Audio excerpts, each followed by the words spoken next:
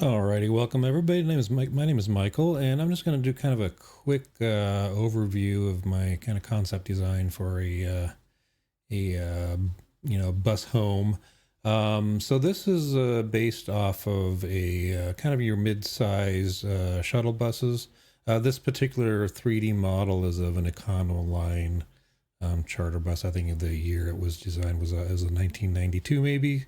I'm just kind of using this as a baseline because, as you probably know, a lot of these shuttle buses come in different lengths, different sizes, and different configurations. I just kind of use this one because it seemed to be kind of in the middle range as far as size and whatnot, and kind of what's readily available out there on the market. Um, as you can see on the outside here, I've blocked off a couple of the windows. Got one on this side, and over here on the driver's side, three of them.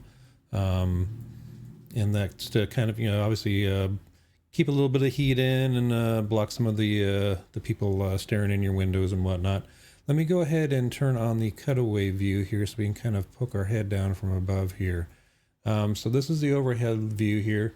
So over here on the right, we've got kind of a closet pantry sort of thing.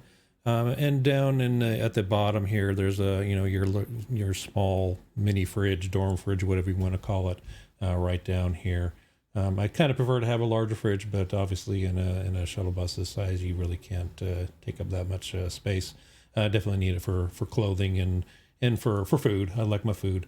Over next to it over here, we've got my little computer center. I like doing a lot of computer stuff. I like to do a lot of 3D stuff, evidenced by this little video here. So having a good workspace is important for me. Obviously, this is going to be different for different people. Everybody's going to have their own wants and needs, and this is one of those things that I really want to have in my tiny home. Moving over here to the left a little bit further here, we have kind of a mini couch chaise kind of thing. This is basically designed just for me. I'm not married, don't have any significant others. This is basically for me to tool around in and enjoy my retirement the way I kind of want to do it, which is why I have a twin XL mattress up here that works perfectly fine for my needs. Over here to the right of the couch, right as you're sitting on it, you have this little platform, and this serves kind of two purposes. One, it's a step to help get up into the bed area, and also serves as an armrest and a place to put your tablet and your food and drinks and stuff like that. Because over here, opposite of it, of course, is going to be a decent sized LCD TV. This one, I believe, is a 42-inch size, so I think that's a good aspect ratio for this viewing distance here. Over here, we have on the opposite side, we have our little kitchen here. I do cook a lot, but I've found that I tend to basically just use one burner at a time. So I'm just doing a single burner. I can have a pull-out induction cooktop if I ever needed to do anything else. But this is usually fairly sufficient. I've been looking a lot at these outdoor, what do they call them, drop-in side burners. They're pretty robust.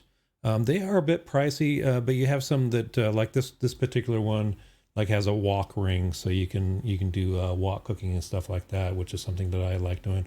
I don't know if that's going to be something I'll be doing inside a small enclosed space like this. But yeah, maybe if we get some better ventilation and good hood that we can suck out all the smoke, that may be something I would just do on the outside.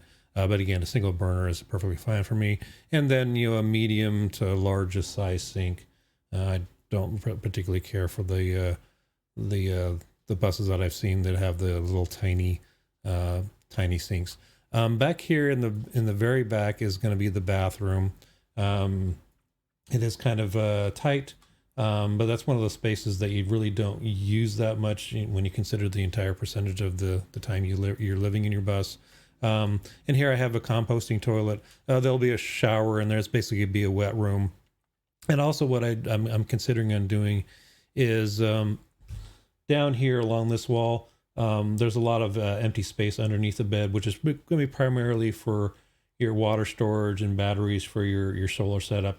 I'm thinking about maybe one of those portable washing machines.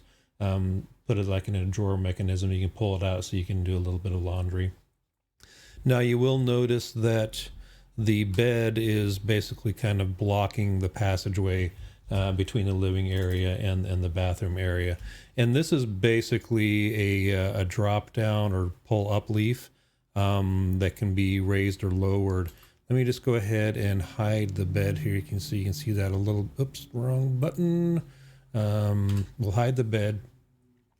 So you see over here, this is basically just a leaf, and this can go either up or down, and basically it'll be suspended by a chain coming off the wall, or down here I could put a little ledge where this can drop down on.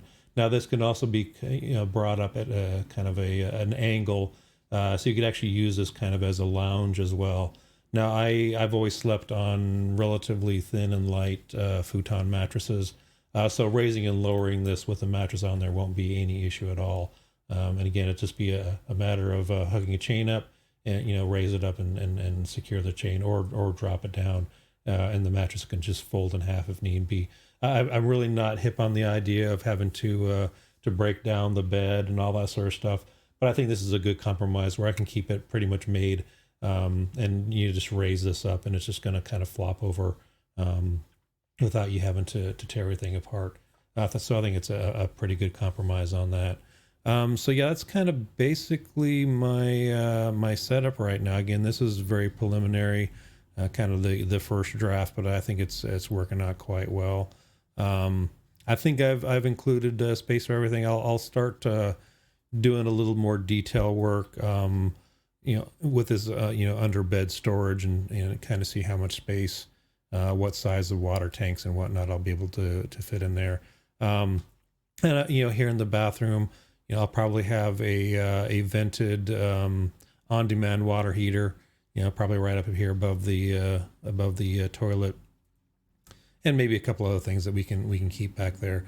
I'm assuming I will probably do an undercarriage propane tank, since that seems to be the best place to put that, both for safety and just for space utilization.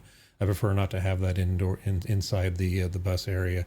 And again, underneath the seats over here, you'll have room for other storage, clothes or whatnot. And I'll probably have a decent sized bank of batteries, because this is a decent sized roof, so you can get quite a few solar panels up there as well. So I hope you guys enjoyed. If you have any questions or any comments, please leave a note down below. I'd appreciate any input you might have. Thank you, and hope to see you again soon. Take care.